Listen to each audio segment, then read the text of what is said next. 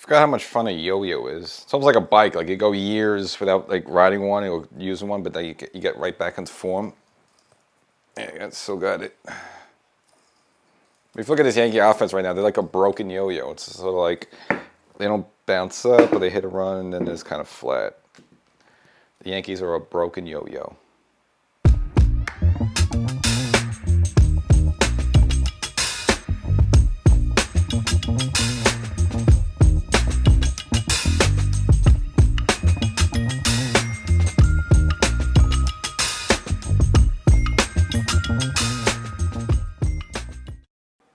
Welcome to Section 420, Talkin Yankees. Well, the Yankee freefall continues. Start off the month of June at 1-6 at a point where it looks like a lot of people are panicking, not only the fans, but the front office, causing Brian Cashman and some of the Yankee brass to visit the team as they were in Tampa. So we'll look at that whole situation and kind of the real fall from grace that this keeps getting worse and worse and worse every week.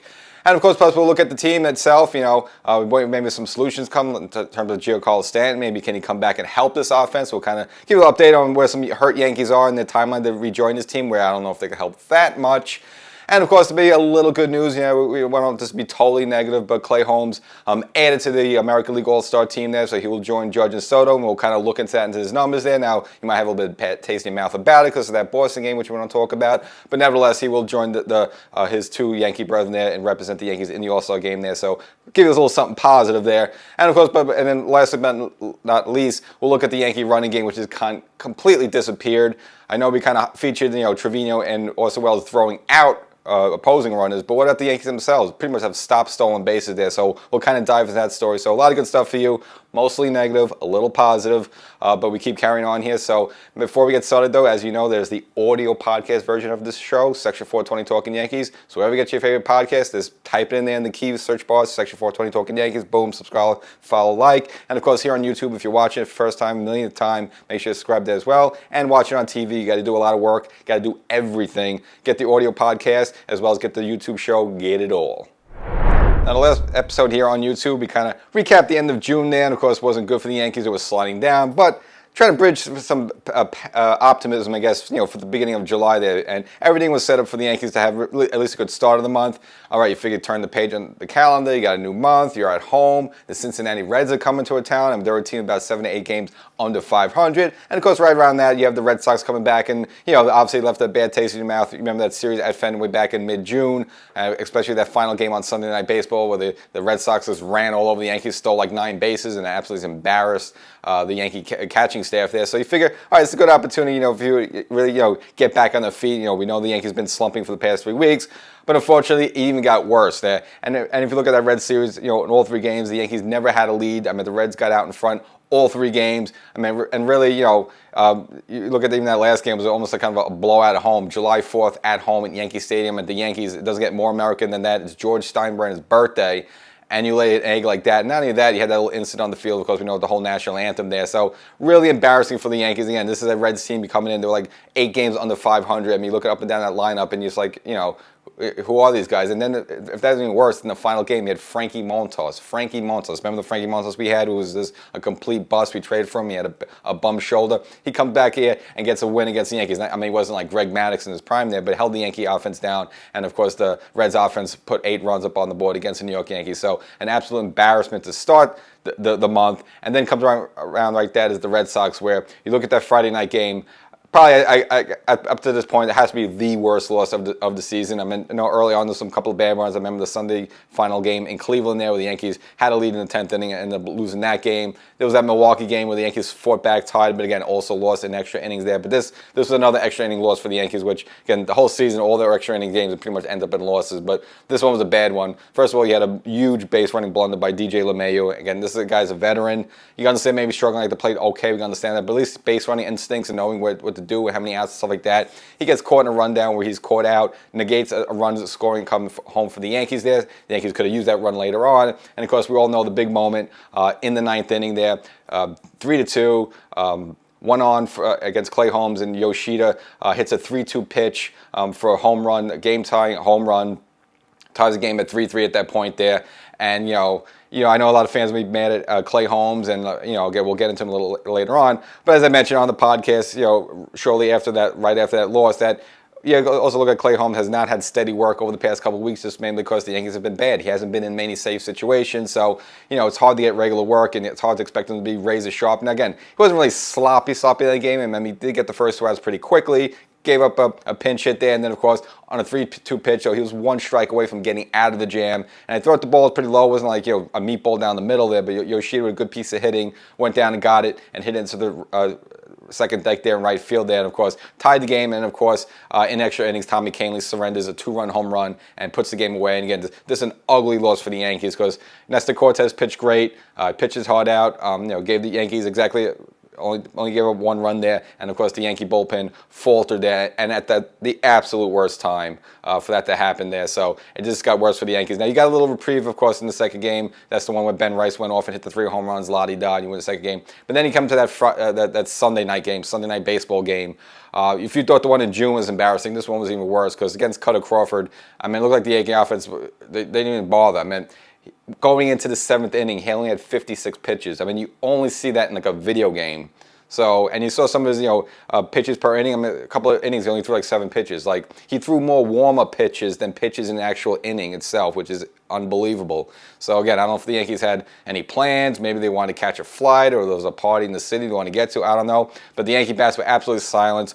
Scored no runs, 3 measly hits there. And again, this probably I can't tell which one was embarrassing. That Sunday night baseball game or the one in June. And of course, we all know Rafael Devers hitting the 2 home runs in that game. And again, why even throw anything remotely near the strike zone to that guy? I don't know. I mean, he's definitely become the new Ortiz. Remember how him and Manny used to torture the Yankees in the early 2000s? Well, this is the same deal. It's like, don't throw it anywhere near him. I don't know why, but anyway, the Yankees led the game again. Just a crushing loss. And then if you start the season off at that point, 1-5. Again, you're trying to bounce back there. And of course, initially after that, the Yankees go to that game in Tampa. Of course, at the point, the panic button fully pushed.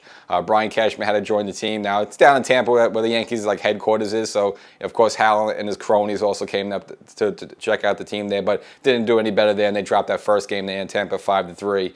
And again, kind of more of the same. A start by Rendon, who gave you 3 garbage starts in June. Now, his one against the Reds, I mean, he did fall behind 3-0. He wasn't super terrible. But this is another situation where what you see from Rendon. He gives up 4 runs, including a 3-run home run in the first inning. So all of Rendon's starts, pretty much when he's been terrible, the Yankees fall behind by 5-6 runs, in the first or second inning, then just have a shot. I mean, you can't expect the team to even if they have some good offensive weapons, you can't expect someone to be in a 5 or 4-0 hole there and then come all the way back. So another terrible start by Rendon, and I don't know at this point. I figured maybe June was a little bump in the road for him, and I was more confident that we would get the Rendon we had in April, May, but I don't know. This is now looking like the 2023 version of Rendon. I don't know why he's gotten off the track so much there. I mean, early on in the season was good. He lost the weight. He put a lot of work into spring training. He actually showed up to spring training much earlier there, and it seemed to be paying off early. Ever since then, really, though, he's completely fallen off the tracks there. I think the only maybe good solace you would take away from that Boston series in the final game is Luis Gil seemed to finally correct himself a little bit. Again, he's had 3 clunkers in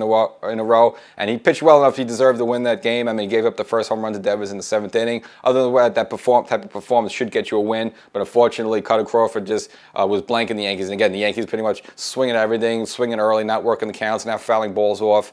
Made it very easy there, and again, the Yankees then dropped that game. Again, 3-0. There's one interesting note, just a little side note, maybe good for ESPN, but not really for the Yankee game. But that Sunday night game at Yankee Stadium drew 2.36 million viewers, and for ESPN Sunday Night Baseball, that's their best viewing audience in 2.5 years. So I think if you want to take any good solace away from that, I don't know if that's Yankee fans or Boston fans or both, but it looks like maybe the Yankee and Boston rivalry is starting to heat up again. Now, that's kind of been on sleep mode for the past 3 years. I mean, Boston's kind of always rebuilding and rebuilding again and rebuilding again. Haven't really seemed to put it together. And lately it's been, I know Yankees had the bad 2023 season last year, but lately it's been Tampa on the rise, but now Tampa's dropped, and it's been Toronto on the rise, and Toronto's dropped. Now it looks like Baltimore's there. So, but maybe find out Boston's wake up, and maybe Boston and the Yankees are going to start to heat up again, because it's been kind of lame the past couple of seasons. But nevertheless, the more important fact is that the Yankees, again, still continue with this free fall, and to show you how far they've fallen from grace. So on June 14th, they were sitting at 50 in 2022. So that was the best record in baseball. Again, that's since June 14th. Since that time, up to this point right now, the Yankees have gone 5-16. 5-16. And of course, that's the worst right now in the majors there. So the Yankees, again, free falling right now. They got the worst streak since July 15th. And again, that's kind of what caused Brian Cashman to join the team, gave a couple of statements that this has gone on too long. We all know about that. Now he says he's going to, of course, what they always say around the trade deadline, all options on the table.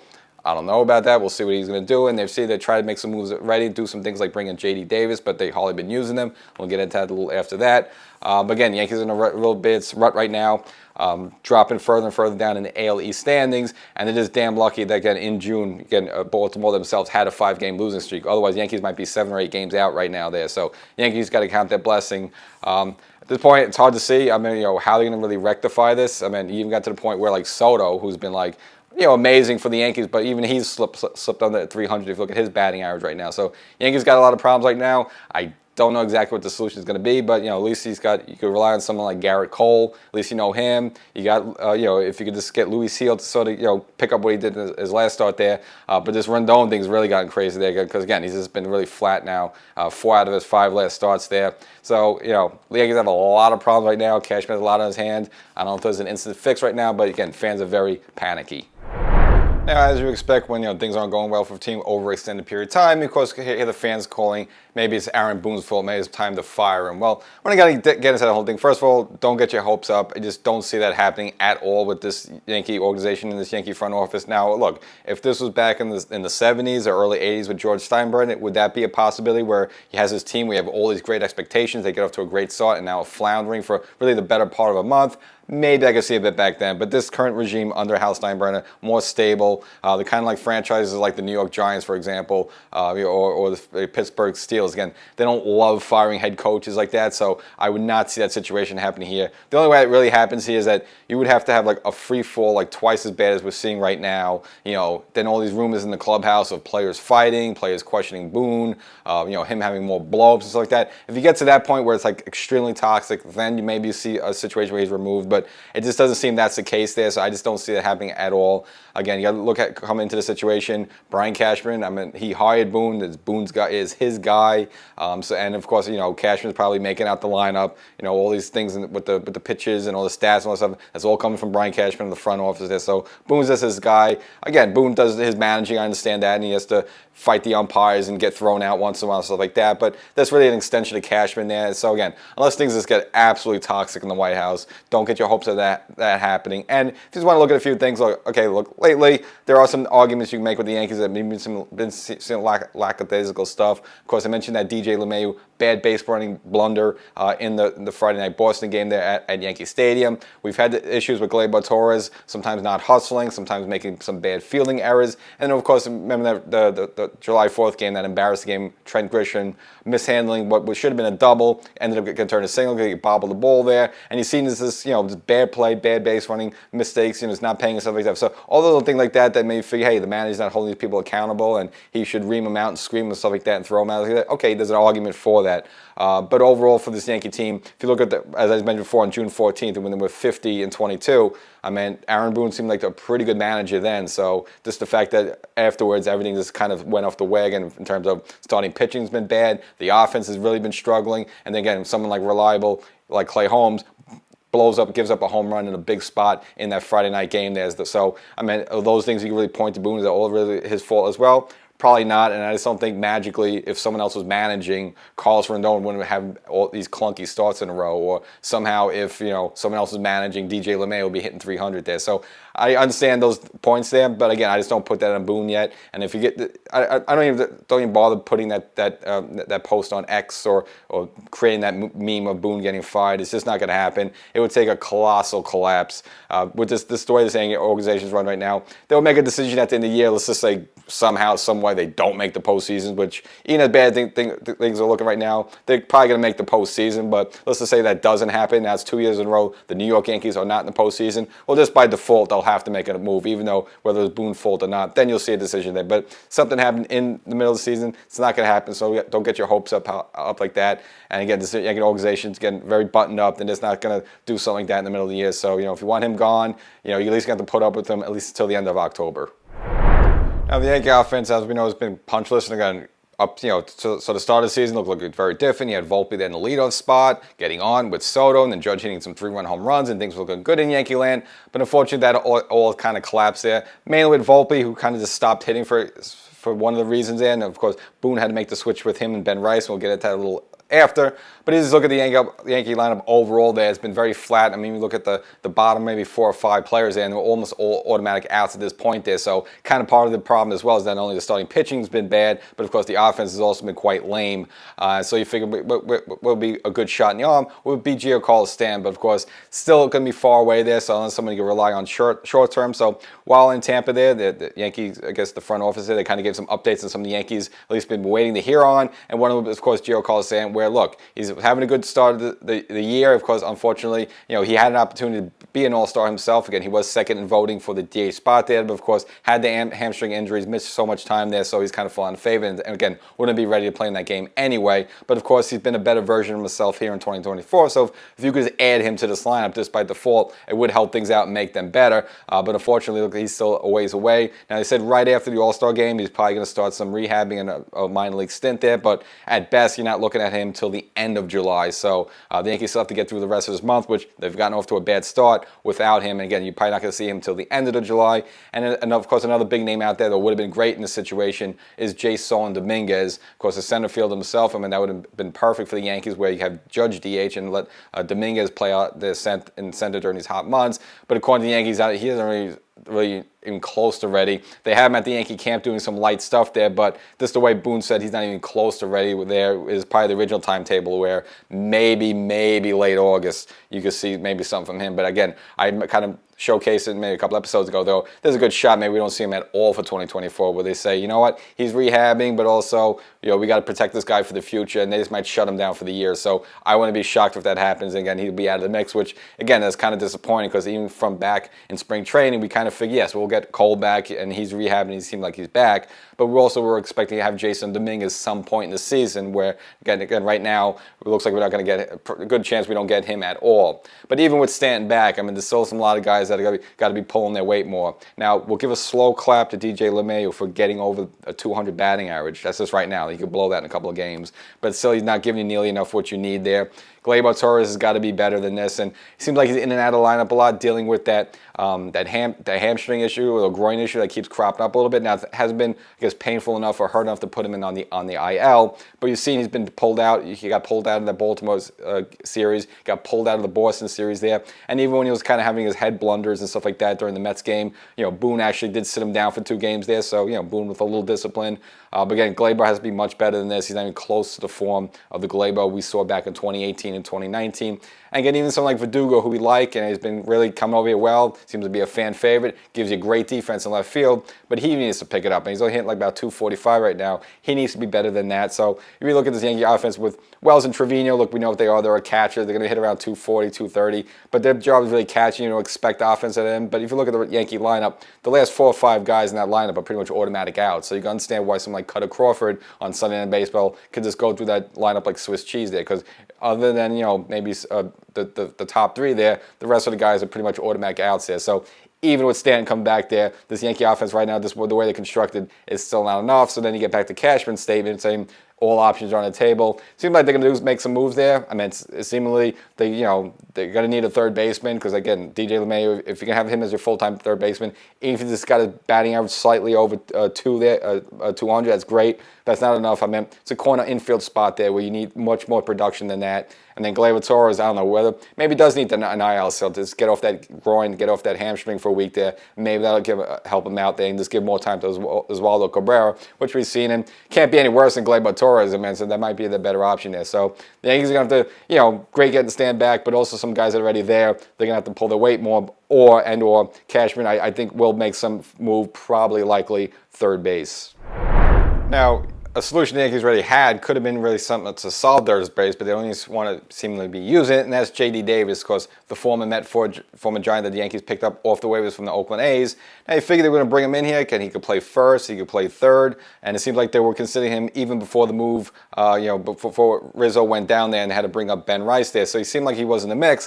The only thing is they hardly been using him at all, which is kind of puzzling, because, again, the way DJ LeMahieu has been playing lately, you figure you at least want to see some more at-bats at a J.D. Davis maybe can actually give you something. Of course, we know he does have more thump and more power than what DJ's been showing you right now. But again, they've hardly been using him. So I guess at this point right now, since they've gotten him, he's just 1 for 13 with 6 strikeouts. Okay, I understand you're not making a great case there since June 28th, and he's only had 1 start there. But again, you kind of brought him in here. Why don't you just have a longer look at, instead of running DJ LeMahieu out there almost pretty much every game there, whether he's playing third base or giving Ben Rice a day off and playing first base there. So the whole idea of getting J.D. Davis is we want to get him showcase and let him get a couple of starts in a row just to show what he's got. Now I understand DJ's making a lot more money than J.D. Davis, but again, it's about winning ball games and who could put up more offense. Well, if you bring J.D. Davis in here, you hardly use him, or just maybe have him come off the bench once in a while there. Well, it's not fair to a guy like that to just expect him to do something great in the time you put him in there. You kind of got to give him a longer look.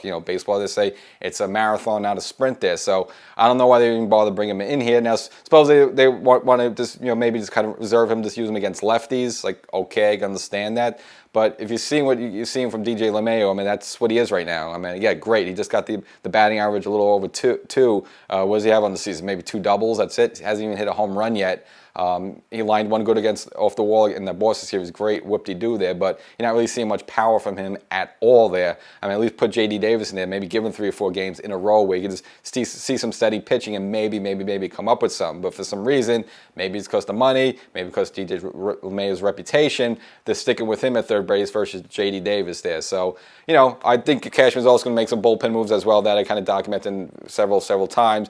But again, if that's the case, then it looks like they don't believe big into J.D. Davis right now. Maybe they'll slam him as a bench just because he can play multiple roles as well as left field if need be there. But I just say, look, if you're going to bring him in, what DJ is, maybe J.D. Davis could just be a little bit better. Now, the New York Star did a post about the Yankee, basically the offense, and we look at some of the problems they had, but really it's been the running game that's completely disappeared. Now, they kind of looked at the first 72 games of the season so far, where they swiped 37 bags and only caught 12 times. Again, we know what the Yankees are. Again, they're not exactly the speed demons and not Ricky Henderson and all that stuff there, but of course part of the game is stealing bases. Now, part of the problem is that lately that's all gone out the window, where right now, since June 14th up to this point, as I'm saying this right now, the Yankees are just 0 for 4. So they've only attempted 4 stolen bases almost in a month's time, which is absolutely insane, at least up to this point right now. And mainly a lot of that is because Volpe, as I mentioned before, he's been slipping, not getting on base enough. Now he's the Yankees' number 1 stolen base guy with 15, at least at this point. But again, as you know, with him free-falling, not getting on base as much, well, he's not going to have many opportunities to steal bags. But overall, this Yankee team collectively, we've seen Gleyber be sneaky fast. We've seen Judge steal some bases, but again, that's all gone out the window. So part of the offense is not only that they're not hitting, but they're also not getting on base and stealing bases and not putting themselves into scoring position. I guess one of the few bright spots lately for the New York Yankees has been the emergence of Ben Rice. Now that's because, of course, when Anthony Rizzo went down, they called him up there. Again, it was just the natural move to make because he was already in AAA and hitting well there. And it seems like that he's actually flourishing for the Yankees, so he's actually able to solidify the first base spot for the Yankees, which again, offense, you want your corner fielders, whether it's first base and third base, to provide production. You weren't getting for DJ LeMahieu at third base, and you weren't really getting from Anthony Rizzo at first base. So when he went down with the fractured arm, putting Ben Rice in there, took a little while to get the stroke going a little bit. Again, he was seeing a lot of pitches. He was getting a lot of walks. He was doing some good stuff. But now finally with the power coming out there, and at least it looks like he's at least solidified that first base position and is providing power for the Yankees at that spot, which they pretty much haven't been getting up to this point. Rizzo with a couple of dingers there, but again, not hitting it much at all there. So, through some of this misery we've had with the Yankees over the past couple of weeks, especially with the offense, at least one of the bright spots has been Ben Rice. Now he's got his first Major League home run against the Cincinnati Reds, and of course we also know that Saturday game against the Red Sox, hitting the 3 home runs there. Little Yankee history, the first Yankee rookie to hit 3 home runs in a single game, and now comes the 26th Yankee to hit 3 home runs in a single game, joining some pretty special baseball players. You might have heard of them. One of them is called Babe Ruth. The other one is Reggie Jackson, about the Reggie Jackson 3 home runs in the 77 series. And then, of course, A-Rod, remember those 3 home runs he had against the Los Angeles Angels, or they might have been the Anaheim Angels at that time. We still don't know. They switch their name every year. But nevertheless, Ben Rice, at least in that feat, joining some elite company. And if you want to look at the way his stats stack up the rest of the team now, in a way this is good news, but in a way this is bad news, just to show how bad the other Yankee hitters have been for the Yankees. But at this moment, his his OBP, so his on-base percentage right now at 3.48, so it's a shade under 4 right now. That's actually third best on the team, under Soto and Judge, of course, like that. And if you want to look at his OPS, so his on-base plus slugging right now is .915. That's also third best on the team. So now, look, it's, to be fair with him, it's a small sample size, so you got to kind of take that into consideration.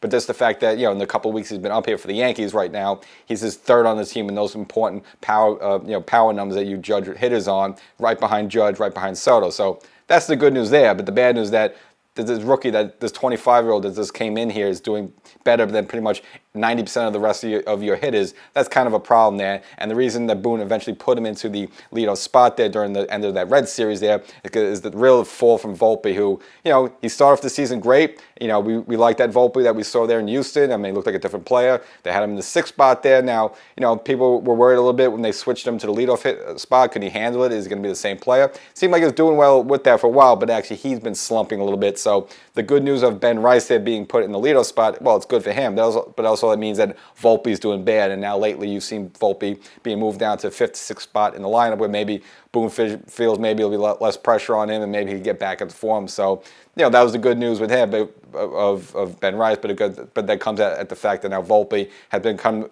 part of that group that I kind of mentioned before, have been almost an automatic out for the Yankee. Those last 4 or 5 spots, anytime the Yankees put a lineup out there, all those guys are almost all automatic outs right now. And Volpe, unfortunately, has fallen to that mix. Now, I think he can kind of work his way back. We've seen him improve from last season. Again, last season it was like a 200 hitter. Now he's kind of been floating around 240, 250. But he kind of needs to get his stroke back there. But at least good right now for Ben Rice. Coming up here, not being intimidated, not swinging outside the zone, taking his walks, and now it looks like he's been rewarded as at least the Yankee leadoff hitter for now. Let's see how long that lasts. And I guess the other little bright spot in this little Yankee dimness we have right now is Clay Holmes being named to the American League All-Star game here in 2024. I think it's well-deserved. And I know Yankee fans have a lot of bad taste in the mouth with the home run he gave to Yoshida, but overall, I just take a step back a little bit. He has been very good for the Yankees. Remember how he started the season, saved like his first 16 games and had like a 0.00 ERA. So he's definitely earned this now lately. Stats haven't been as good. I'll just go over them really quickly. Now pitching up to a 3 ERA even at this point. Now it's kind of high for a reliever, especially a closer.